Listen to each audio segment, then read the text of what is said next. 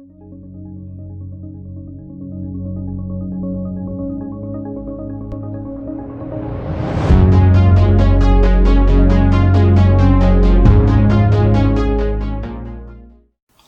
everyone, my name is Kartik and my channel is about mental models. In my 15th video of this cognitive bias mini-series, I will be talking about belief bias. Belief bias is a cognitive bias where someone judges the conclusion of a discussion based on their existing beliefs as well as their prior knowledge, rather than how valid or invalid the assertions made in the course of the discussions are. Also, where someone doesn't follow or understand the points raised during a discussion, but is of the view that a particular conclusion is more believable or plausible over other conclusions. As a result, if they support this conclusion, then they are also exhibiting belief bias. Therefore, in both cases, what has happened is that the person has incorrectly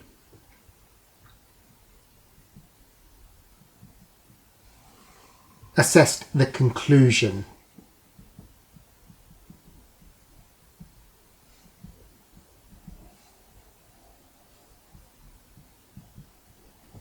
of the discussions. Let's look at a couple of examples. So, example 1. If someone has the belief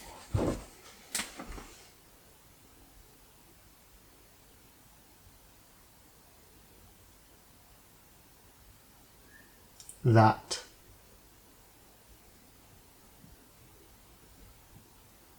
this is my sort of rudimentary drawing of the world.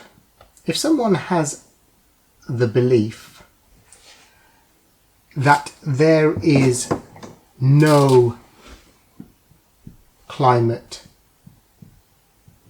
crisis when shown scientifically sound evidence, they reject the evidence and continue to follow their existing belief that there is no climate crisis, then this is an example of belief bias.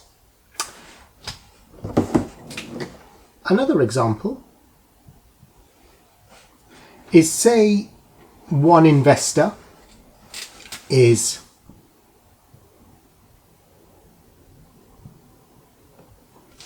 explaining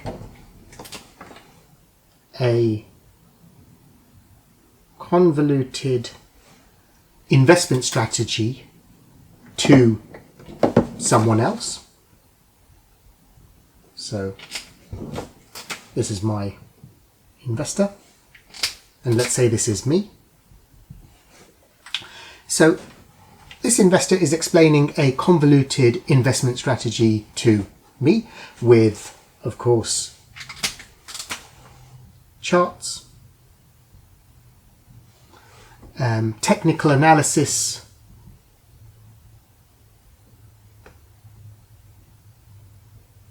models, and lots of jargon. And after which they conclude emphatically that this is a winning strategy. Essentially what they've explained to me. Now if I then say, well, I didn't quite follow all of the points or understand many of the terms, but agree. So if I agree that this is a winning strategy simply because it sounds good and is plausible, i.e. that the conclusion is plausible, then this is also belief bias at play. So, why does this bias happen? Number one,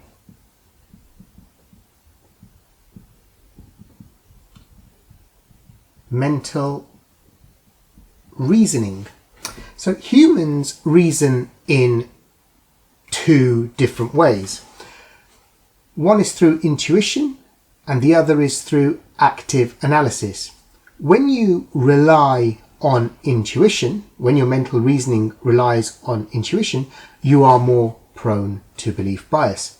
Additionally, when we rely on our memory to recall information, we are also more prone to belief bias over when we proactively seek to assess new information or current information.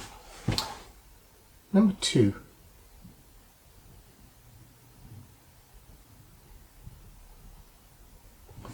lack of clarity. Where there is lack of clarity, a little bit like example 2, in the information being provided, either intentionally or unintentionally, people become more likely to rely on prior beliefs because they don't understand the information fully. And therefore, this bias can arise simply due to the way something is explained or something is phrased rather than anything else. It can be as simple as the way something is phrased. Number 3, I'm going to call this our views. People tend to rely on existing beliefs and prior knowledge when they are discussing firmly held views or beliefs. Rather than be objective and or use reasonable decision making to arrive at a logical conclusion, people would more likely opt for the more personally believable conclusion. And this means that this bias can be more pronounced in certain situations. The deeper your views and your faith or your conviction is on a subject matter, the more pronounced it is. And in situations of ethical, political or religious debate, this is where this bias can be more pronounced. So, how do we overcome this bias? Number 1, break down. By that I mean break down the points. Don't suffer a breakdown yourself. Break down the points. If there is complexity or too much information to process, break down the discussion points into more manageable pieces before trying to understand them and digest them. Number 2,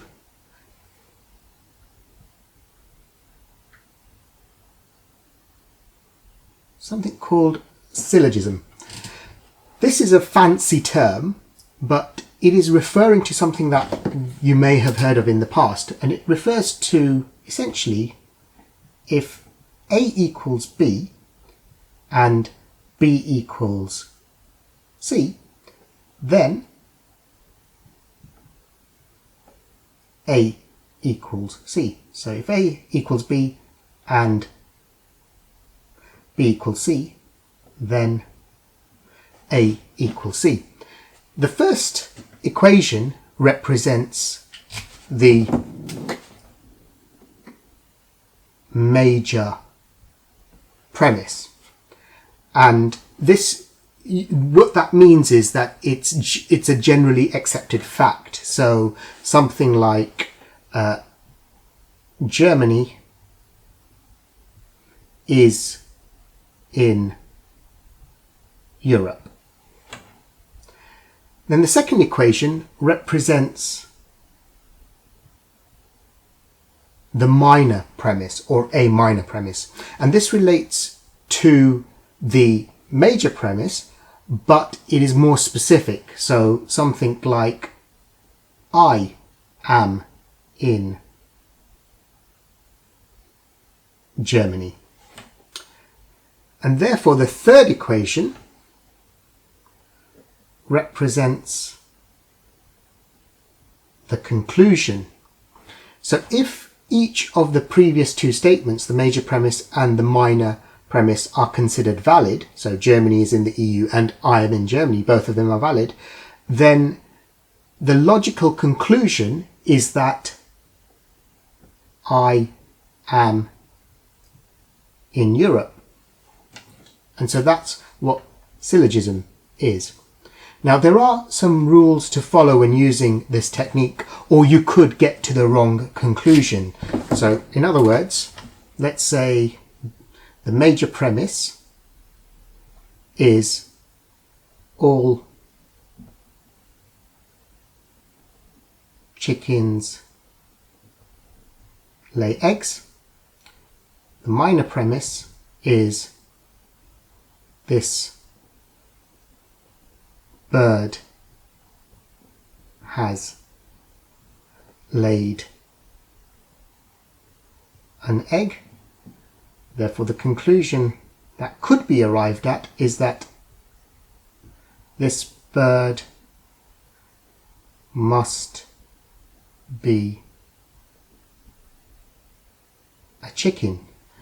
And you can see that the two statements are valid, but point to a conclusion which could be untrue, inaccurate, or even unbelievable. And this brings me on to my third point about how to overcome this bias. And I'm going to call this validity and truth. So we need to distinguish between the two.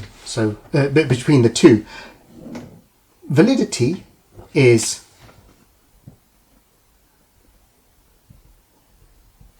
formal accuracy, and truth is the correspondence to reality. By mixing the two together, you can fall into belief bias easily, and therefore we need to distinguish the two. A conclusion is more believable based on the truth of the discussion points compared to its logical validity. So by separating truth from validity, we can identify invalid syllogisms, and it can help us to avoid belief bias. Finally, number 4, I'm going to call this identification. By this I mean identify past situations where belief bias has shown up most prevalently. Perhaps it was when you were discussing politics or maybe religion, or when you had little time to understand something. When you find yourself in those situations again, be mindful that belief bias has shown up and could happen again. By being cautious, you're more likely to avoid being influenced by belief bias. So this bias takes place when our reasoning capacity, I'm going to put that here, reasoning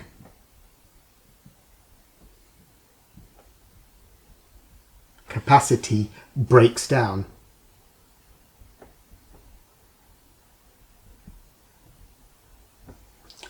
And so by avoiding this bias, we are not allowing this to happen, this reasoning capacity to break down.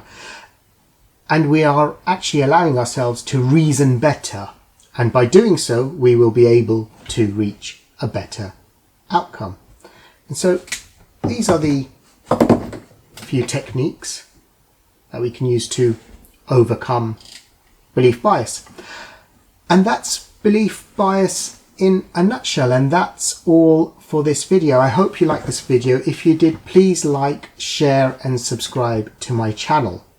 Belief bias is similar to confirmation bias, and to find out more, why not check out my video here on confirmation bias. And I will see you again in the next video. Thank you for watching. Bye bye.